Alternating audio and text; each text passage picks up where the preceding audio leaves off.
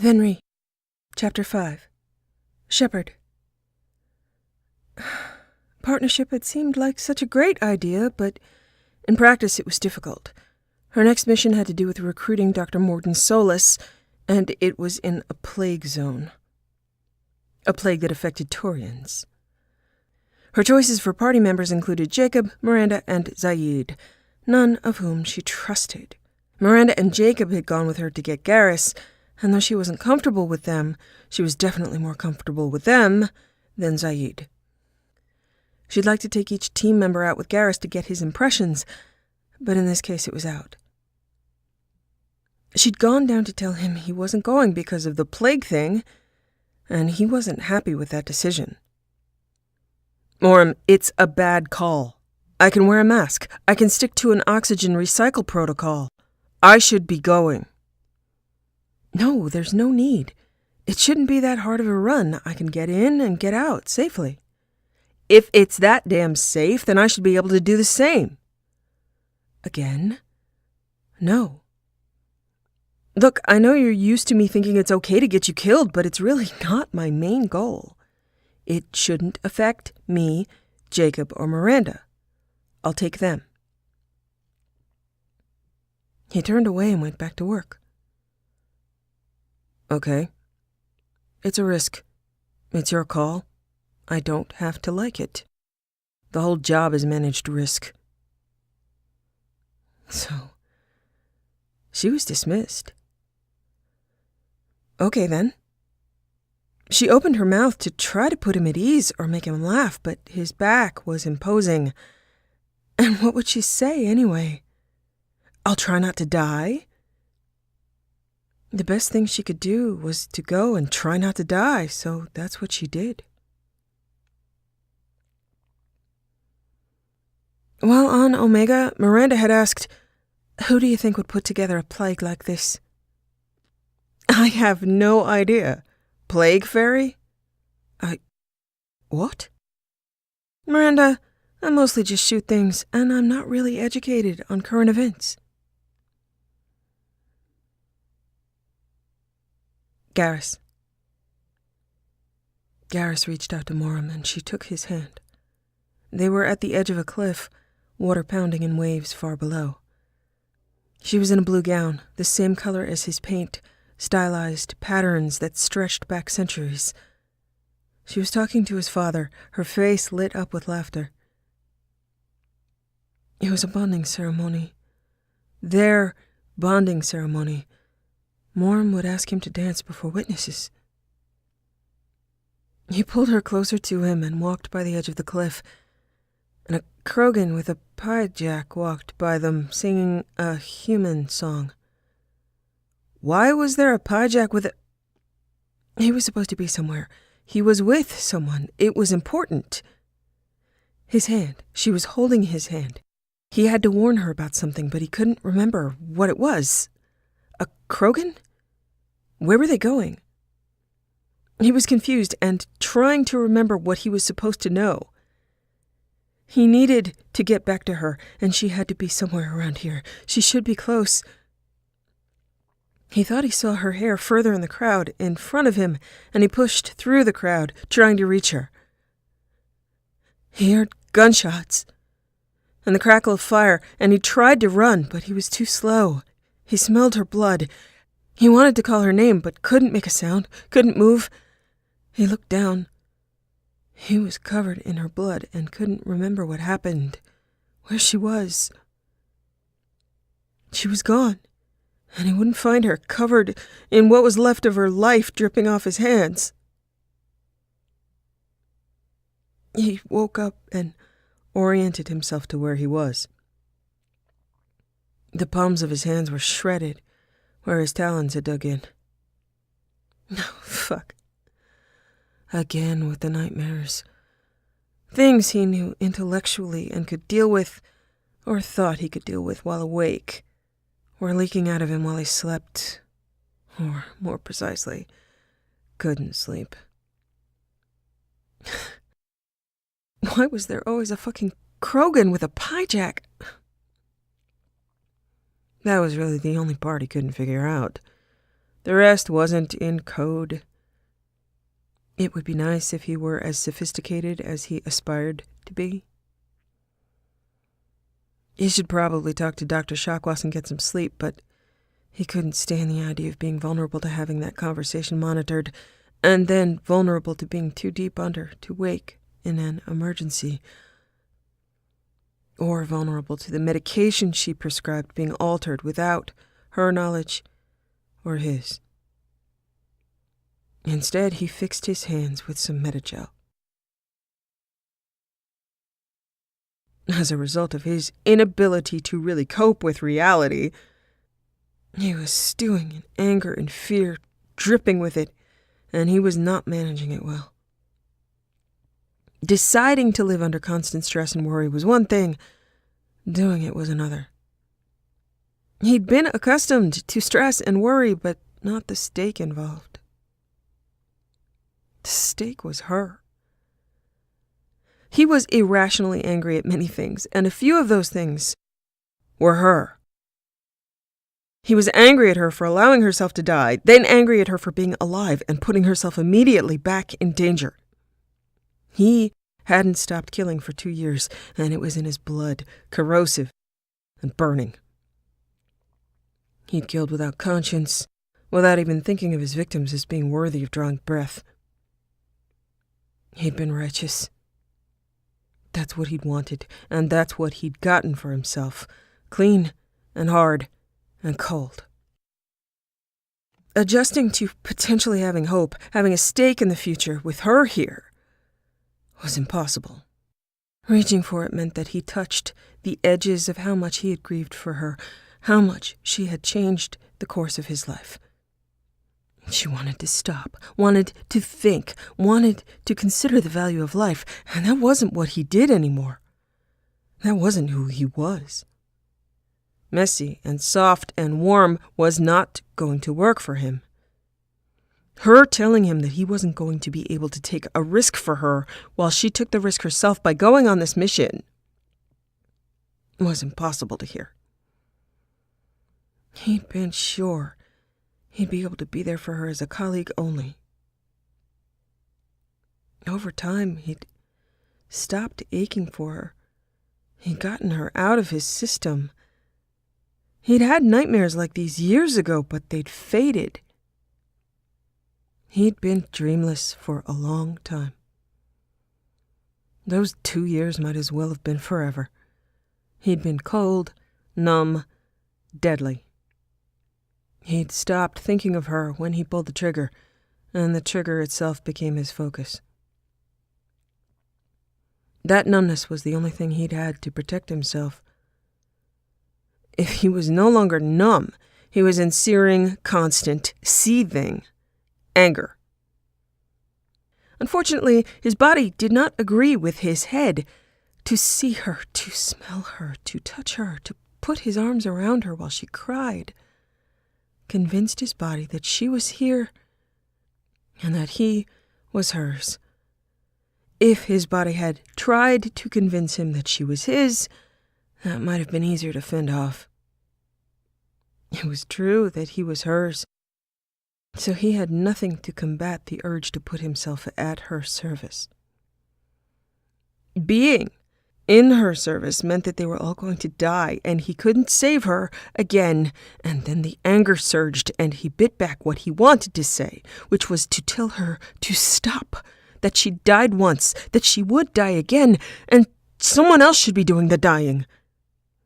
She'd made the chain of command messy as well, and now he was encouraged to argue with her, so that's another thing he wanted to do.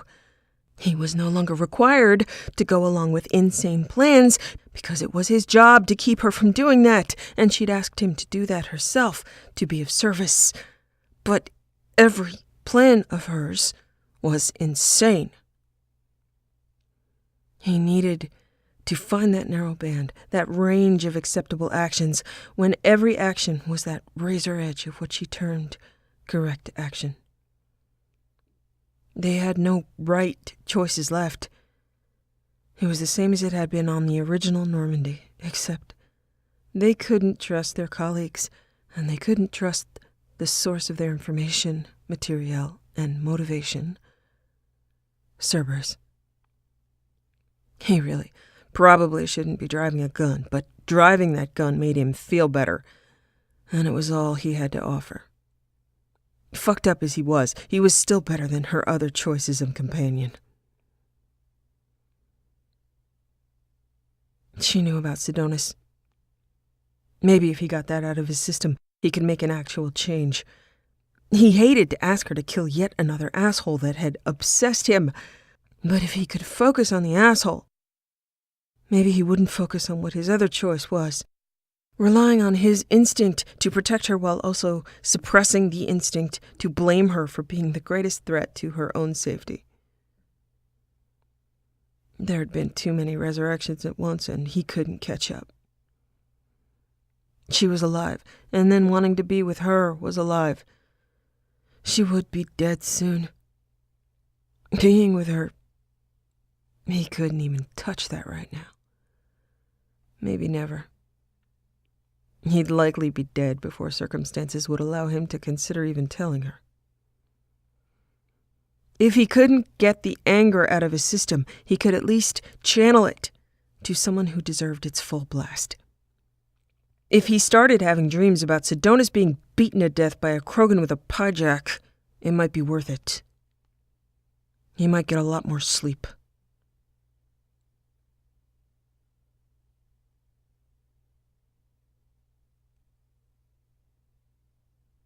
Timeline. Horizon. Shepard. It knows my name. Garrus. Being famous doesn't always work out for you, does it, Morum? It knows my name. Why doesn't it know your name? That's why you need a pseudonym, like Archangel. Okay. Everybody start calling me the ballerina. Morden had said. Unlikely Harbinger will call you the ballerina. Way to kill my dreams, Morden. Shepard. She was exhausted, and more than a little freaked out. Having something called a Harbinger know her name was bad. Worst part is that you had to kill him last, because if you killed him first for being a stalker, he just jumped to another body. Having to kill the Praetorian through the heroic act of running around in circles behind cover and hiding was making her start to think she really was not ready for what was happening. She'd been rushed down here by opportunity. There were gangs of husks. Granted, they didn't throw up on her like the Thorian creepers, so maybe she should be thankful for... No, she really wasn't thankful. Okay, she found something to be thankful about. Morden didn't get them all killed. His countermeasure worked. She just had to not shoot Delan for being Delan, and she'd be really happy to get out of here. When Delan had accused her of letting the colonists die, she told him, I did what I could. Garrus had said, more than most, Shepard. Caden stepped out from around the stacks. He was alive. This was the first good news today. He was rattling off her inflated credentials. He still couldn't see her as a person, but as a story. He finished with, You're in the presence of a legend, Delan. And a ghost. All the good people we lost, and you get left behind. Figures. Screw this. I'm done with you Alliance types. Alliance types. Interesting phrasing. Oh well, now she wouldn't have to shoot him. She'd made it to the finish line.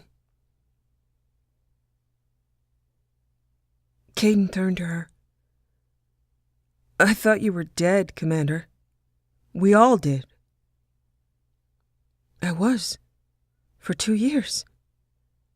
It's been too long, Caden. How have you been? Maybe he could join them. Caden seemed to not even hear her welcoming tone. I would have followed you anywhere, Commander, thinking you were gone. It was like losing a limb. Why didn't you try to contact me? Why didn't you let me know you were alive?" "I wanted to. I tried to. Anderson wouldn't tell me where you were. I found Tally. I found Garrus. But I was still looking for you." "You're with Cerberus now. Garrus, too. I can't believe the reports were right." Okay, so maybe she'd wait to see if he was interested in working with them at all. Garrus narrowed in on that and said, "Reports? You mean you already knew?" Caden was backing away. Not a good sign. Caden was a good man, but also very emotional. She had no problem with emotional, considered it a strength. She was emotional, but emotion had to be tempered with reality, not ideals. It needed to be measured against facts, not opinions. Caden was idealistic in a way she wasn't. She didn't believe that good always won in the end. Caden had idealized her as good. Alliance equals good, Cerberus equals bad. Now that she was associated with Cerberus, in his eyes, she was either bad or a dupe.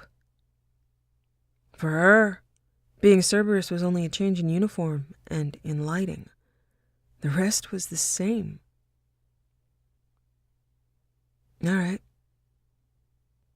If he couldn't see that, she had no right putting him on the path she was on. He missed the finer aspects of pragmatism.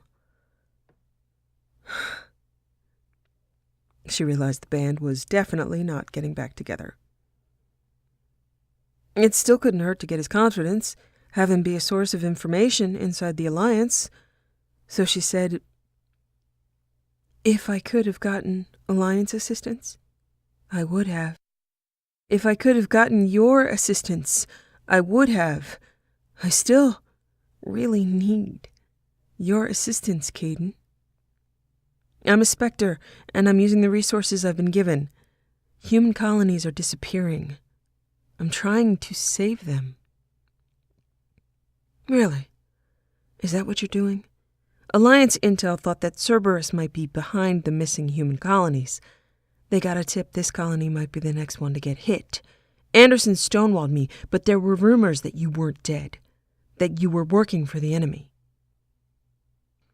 Our colonies are disappearing. The Alliance turned its back on them. Cerberus is the only group willing to do something about it.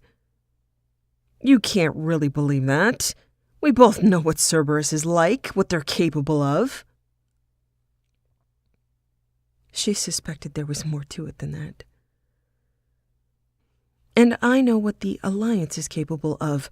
I know what you are capable of. You saw reports but didn't contact me, even though you knew I was with Cerberus. You had enough information to find me on your own. Building the defense towers was just a cover story. The Alliance sent you here to investigate me, didn't they? Caden tried to cover, but he wasn't a good liar. Another distinction in pragmatism between them. I was here for Cerberus.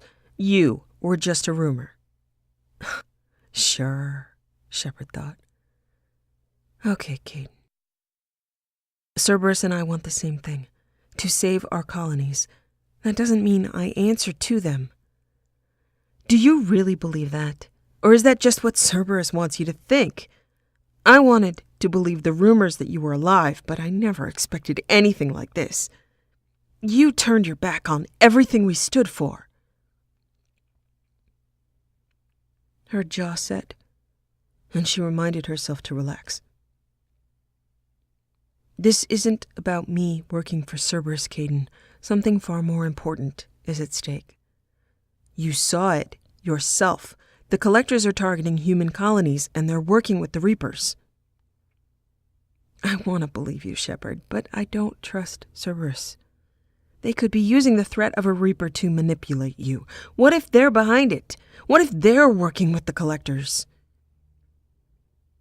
Garrus said, Damn it, Caden, you're so focused on Cerberus that you're ignoring the real threat.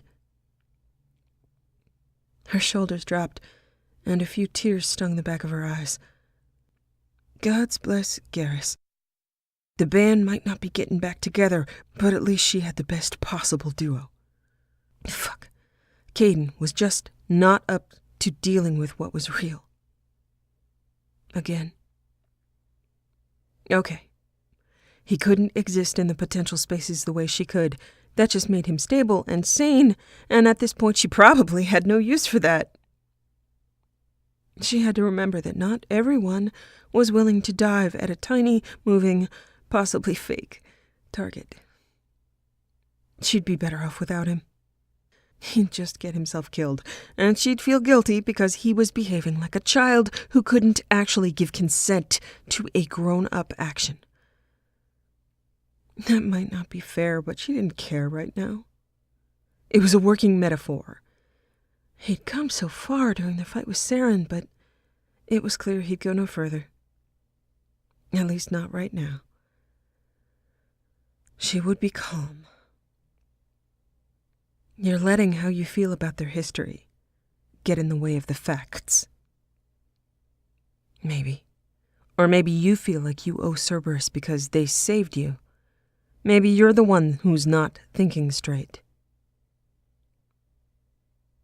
I can see you won't listen to reason. She was really done here. Where was a horde of running husks when you needed them? You show up after 2 years and tell me you're working with Cerberus. What does reason figure into any of this? You've changed, but I still know where my loyalties lie. I'm an Alliance soldier. Always will be. I've got to report back to the Citadel. They can decide if they believe your story or not.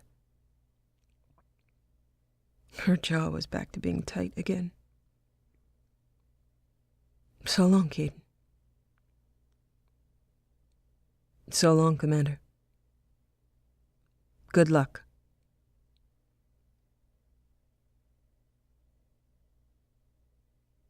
Garrus stepped forward. Again with the not punching Caden when he deserves it. Want me to shoot him? He's walking in a straight line. I wouldn't even have to lead. Yes. He lifted his rifle. No. He put his rifle down. Yes. He lifted his rifle and made a show of squinting. Wait. No. I have a feeling we're going to need the ammo for something that's actually useful. Not just satisfying. Thanks, though. Garrus put his hand on her shoulder. If you say so. Offer's open. Anytime. She smiled. I'll keep it in mind.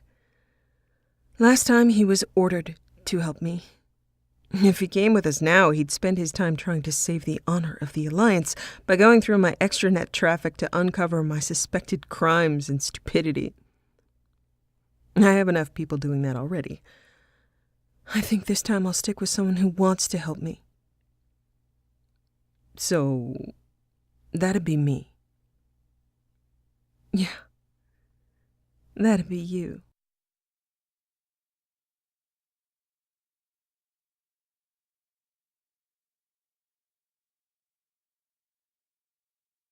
Timeline. Zaid, The Price of Revenge.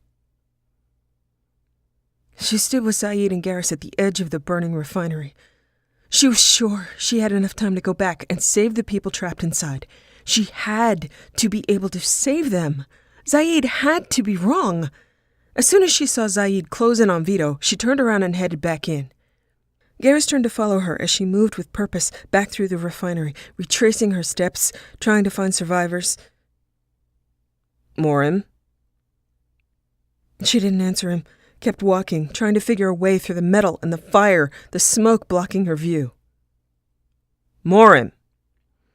She waved him off, preparing to jump across one of the empty spans across the grate, fire licking enough at the edges to melt the metal. She stepped back to give herself a little lead for momentum, but Garrus had caught up to her, catching her around the waist and swinging her back around, carrying her back until they were on more solid plating. She started to struggle wildly, trying to get out of his hold. "Stop! I have to get back. There are people in there. I have to..." Garrus put her down and shook her once, hard. "Morim, they're gone. They're gone. We can't..." She tried to shove him off, rejecting that answer, shaking her head, trying to get ready to jump again. His grip on her didn't change, and she snarled at him, "I'm going back. You can stay here if you want, but I..." She saw his fist, too late to duck.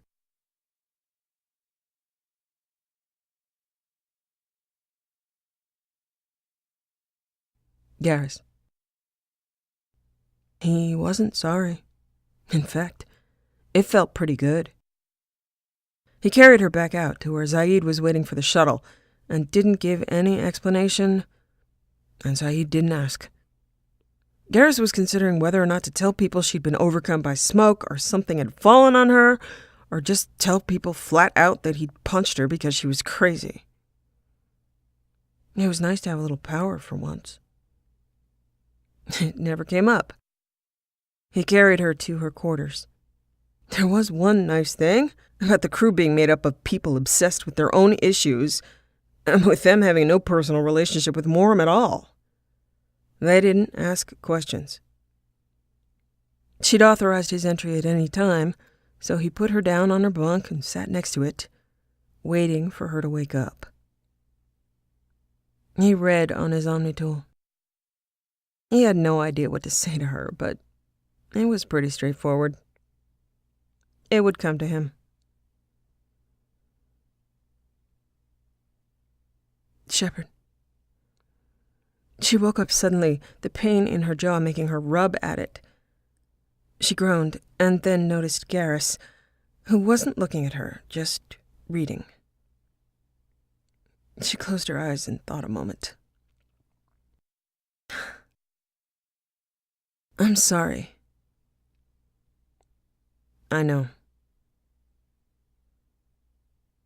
She opened her eyes. He was still reading. "Thank you." "You're welcome." He lifted his eyes to hers. "I won't do that again." He shook his head slowly and then said, "Yes, you will. Not if I think you're going to punch me." He tilted his head so she could see the skepticism on his face and said, "Yes, you will."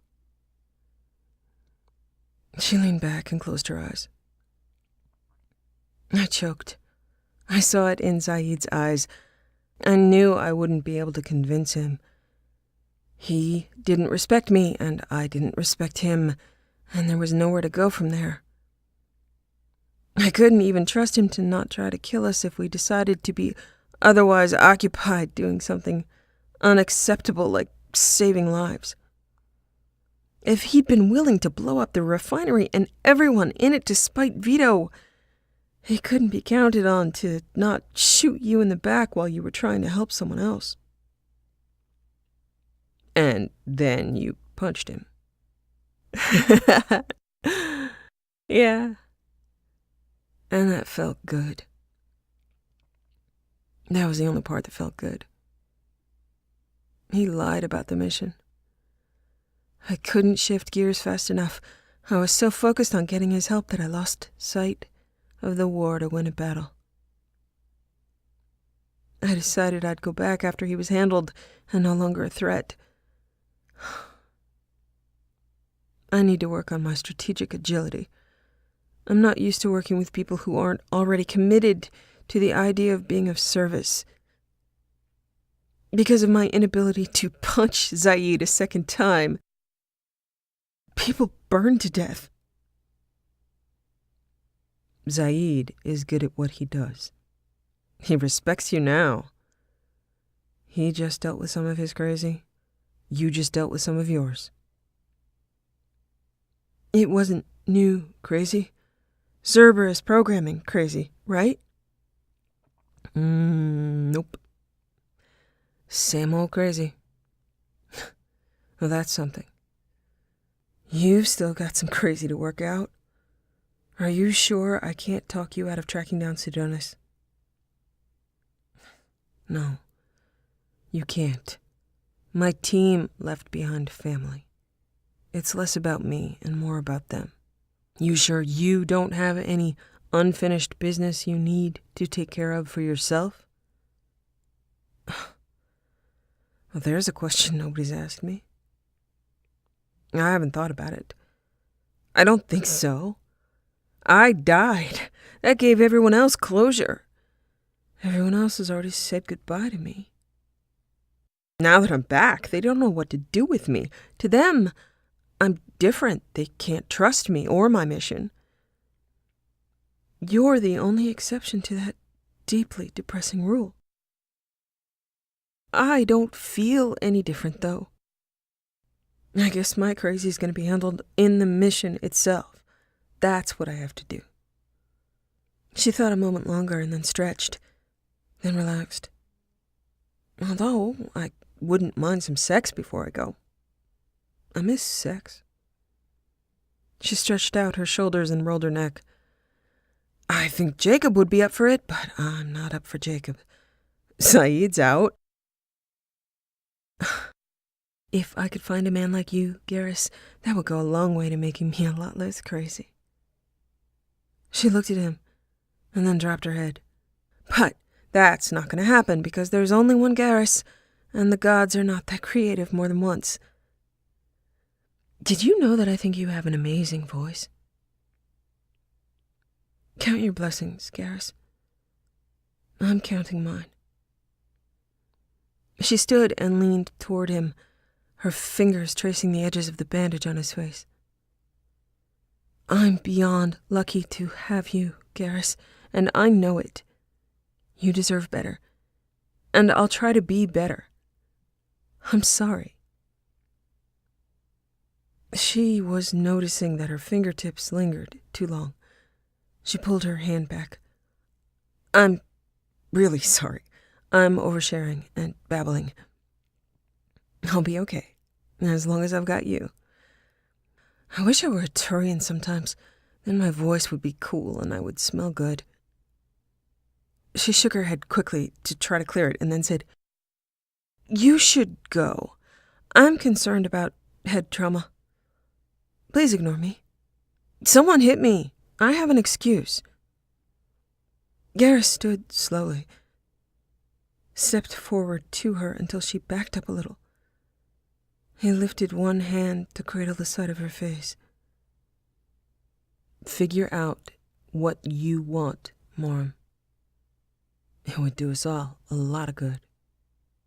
He dropped his hand and turned to leave. I love you, Garrus. He turned back around. I love you too. Then he left. Morim shook her head one more time to see if it would clear this time. Seems he hit her pretty hard. Hard to match her head. Oh well. He understood her crazy and her intentions. That was gonna have to be enough. Maybe she could talk him into reading her another book if she stopped doing stupid things for a while. Garrus. Why hadn't he thought of hitting her sooner? Things were looking up. Was it really that easy? Ask her what she wanted? Did she not ask herself often what she wanted the way other people did? Apparently not. She had been invested in, brought back to do a job. She'd done that job before, and not by thinking of herself. Saying they loved each other was true, but also nowhere near enough to describe what was really going on. Many people that say they love each other would not choose to trade their lives for each other several times a day, or trade their lives for people they didn't know for a possible future only they could see. Even before he'd been attracted to her, he'd loved her. She'd known he'd die for her. Many people don't know what it's like to be rescued, and to rescue that often, what it builds, what it means. They were not many people. Saying it wasn't a revelation to either of them. They'd kept each other alive so often there was no keeping track. They knew that without the other, they wouldn't be here. She'd said he smelled good, that he had an amazing voice. Was she responding to him being bonded to her? Could she sense that? That's exactly what bonding enhanced: voice, touch, and chemistry. He'd bonded and he'd changed, but primarily because he wanted to. He'd assumed that it would only affect him, maybe make her feel less likely to kill him in her sleep.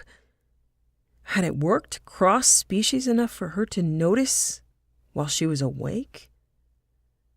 Humans had hearing and senses of smell that were far inferior to Turian's senses. Hard to tell because she'd just been unconscious. Again. And if she was responding to bonding, would he tell her or take advantage of it? Yeah, go ahead, explain that to her. Hey, Shepard, you remember that time when I almost let you bleed to death? Well, funny story. I gave up my future with any other woman, and every time you're in the room with me, I want to claw my way through anything that's between us so I can... Can what? Stand beside her? Hear her voice? Feel warmth radiate from her body? Watch over her while she slept? Yes, those he knew he wanted. Yeah, maybe he wouldn't tell her. Not now. Not soon. That's too much to drop on someone just because they like your voice. He'd have to see if someone like him made the leap to him in her mind. He wasn't even sure what he thought on the subject, if he was dealing in particulars and not in general devotion. He didn't even know if sex would kill her. He could, and likely would, hurt her if they tried. And she'd been shot. His main experience of touching her body had been fear and protectiveness. He'd seen and felt exactly how fragile she was. He was, in fact, terrified of touching her beyond protectively. He hadn't thought about this in years. He'd jumped straight to her being dead and him being lost. She'd taken his inspiration with her. Sex hadn't existed in his mind related to her or anybody else in so long, the idea still felt like a lost limb. Something unrecoverable. He'd dreamed of a bonding ceremony with her, but that was emotional, the same as saying he loved her with ease. Maybe he should start figuring out what humans usually did. It might help him navigate. Maybe he was distracting her, and this was dangerous. No, he was not going to feel bad about this. Let her ache for him for over 2 years, and then see how merciful she'd be inclined to be.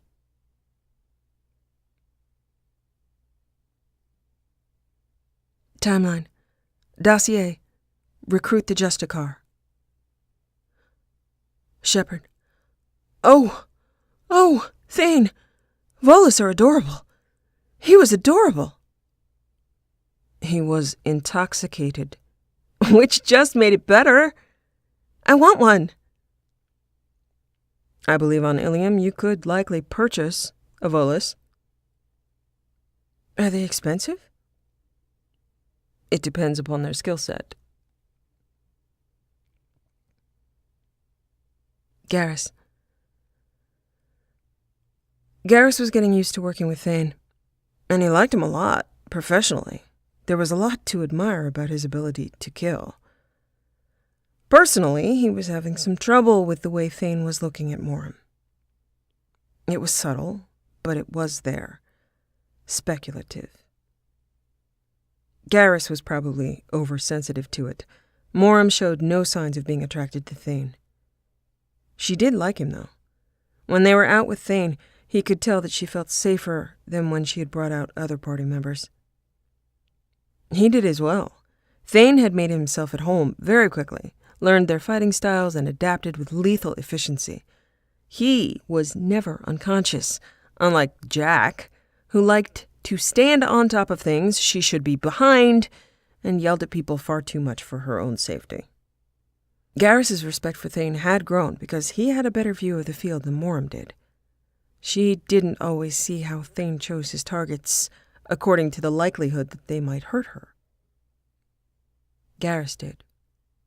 Thane had also worked out easily that he could count on Garrus to go left if he went right when there were multiple targets to prioritize. He had no reason to believe that Thane would do Moram harm, but how far can you trust a person who has spent an entire isolated life killing for Hanar? How had the Hanar given him a target? He imagined a picture with a note saying, "This one would like you to fuck up that one." They'd worked their way through the job, trying to get to the information that Samara needed. Samara was another person he would find it hard to trust. Samara followed an obscure Justicar code that he'd seen involved crushing people's throats with her heel when they didn't please her. Watching Thane take down his targets, Garrus noted again that he moved with a great deal of grace. He'd be an excellent dancer. Just not with Moram. They advanced to Wasea, and Moram wasn't paying attention to the red sand as she should. She had a little in her system right now. That probably couldn't be avoided, but he was starting to see new colors radiating from her biotics. She was equidistant from 3 containers that he could see. Wasea was nearly gone, so it wasn't that much of a risk. Unfortunately, Moram decided to finish Wasea off with a shockwave, which was of greater diameter and impact than her normal shockwave, and it detonated those 3 containers, as well as one he hadn't seen. The cloud of red particles obscured his vision, and he vaulted out of cover to get to her in case she was about to hit the ground. Thane clearly had the same idea, and he was moving in from the other direction. The fog cleared a little. She was standing with purple energy waves lapping across her body.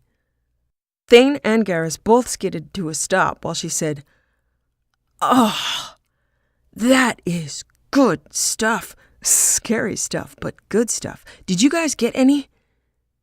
She took a deep breath. "Oh, shit." Garrus lunged for her and dragged her out of the billowing cloud. Her hands were glowing in ways they probably shouldn't. Garrus kept his hands around her waist. She wasn't all that steady. She saw Thane and said, "Thane, you are badass. Really. I like your style." She put her hands over Garrus's hands, confused as to why they were there, then twisted in his grip to see who he was. Her eyes went wide, and the energy lapping around her intensified and turned from purple to near black. Garrus. He had enough time to think that her voice did not skimp on the sexy when she wanted it to before she lunged at him. He was startled enough to think she might headbutt him, but instead her mouth was everywhere, on his face and neck, her hands following. Oh, that felt so good. His arm wrapped around her, pulled her closer. Thane's voice penetrated his blurry awareness. "Do you need assistance?" Garrus growled at him. Thane continued to be amused. Moram drew back, mimicked Garrus's growl, and then started in on a very effective assault on the side of his neck with her lips, teeth, and tongue. Oh, spirits, yes. She's working her way through some things," he said to Thane, trying to restrain her hands. She got frustrated, pulled back from him, smiled, and then knocked him back with a shockwave, dove on top of him, trying to remove his armor. which he hurriedly refastened as soon as she switched sides. Thane's response was, "Clearly. We're gonna hope this stuff comes with memory loss, and we're not gonna mention it." "Are you sure? There is a great deal she would likely care to know. This is all very educational." "I'm sure. She'd discovered he was ticklish, and he couldn't help laughing." "Warren, stop. That doesn't come off. Ow!" "She's intelligent enough to know the difference between drugs and not drugs. It's complicated. There are a few ways here she's not in control of herself, if I'm right about some things. Red sand is one, and circumstances contributing to her being too dense to know her own mind is the other. Nothing sinister. It will work out. I will tell her, just not today." "Of course, if you think it is best." "It's best. You have no idea how stubborn she can be. If she thinks she's only attracted to me because of the drugs, she'll have an excuse to ignore herself for another 2 years. Garrus gave up on trying to hold her back, rolled her over until he was on top, growled in her ear, "Warren, Venri, beautiful. You have to stop. We have an audience." No, you can't go for the grenades just because you didn't get your way." She said, "Mm-mm." And then her hands fell away, and she was unconscious. Garrus checked for her pulse, and it was steady. Her breathing was solid enough to qualify as snoring. Thane said, "There was no reason to growl. She is beautiful, and I find her fascinating, but she has no interest in me. If she does not know she is attracted to you, that would likely make her the only one on the ship who does not know it. Even before now, I knew you shared a bond with her, that she trusts you, and that you would not wish to do her harm under any circumstances." A bond. Good call, Thane. Garrus lifted her in his arms and said, "Yeah, I'm sorry about the growling thing. It appears there are some things neither one of us can help. Civilization is wearing thin on both of us. We've, had an unusual time of it. As long as you are fascinated over there, everything will be fine." She likes my style. If we're sharing, so do I. Shepard. She woke up in the medbay. Her head was pounding. Oh, God. Red sand was evil. What the hell happened? Garrus was sitting beside her bed. She pointed at her head and whined. "Dr. Shakwa said you might have a headache. There are too many interactions with red sand, and a lot of the medications she might have given you to relieve pain. You're gonna have to ride this out." She pulled the pillow over her head. "She says you're lucky to be alive." "I don't feel lucky."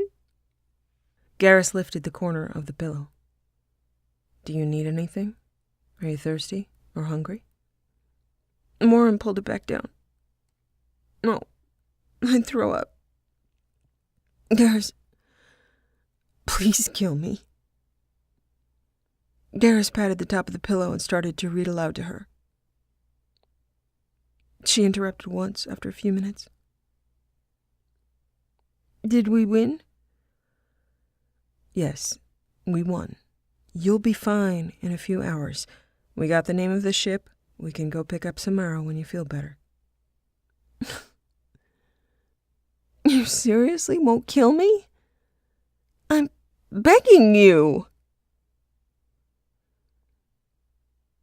"Garrus." She'd come to try to talk to him several times, and he'd done what he could to get her to leave as soon as possible.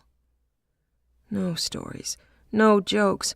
Please, Venri, I am begging you in my most polite and nonchalant voice. Leave me alone. She'd left him alone. He'd avoided her to keep from doing a few things he couldn't stop thinking when he looked at her, when he heard her. He wanted to step closer. He wanted to shake her until she rattled, and then shake her some more. He wanted to drag her off the ship and run away. He wanted her mouth on his throat. It took all of his fading self-control to not wrap his hand around the back of her neck and put her there, hold her there. He watched her mouth as she talked, thought about it, clenched his talons. Warm, wet, soft, blunt edges of ridged teeth that dragged along his skin. He'd been unable to imagine what her mouth felt like before, and now he knew. It had been much better to ask her politely to go away. Well, better for her, not for him. He almost wished Thane had told her.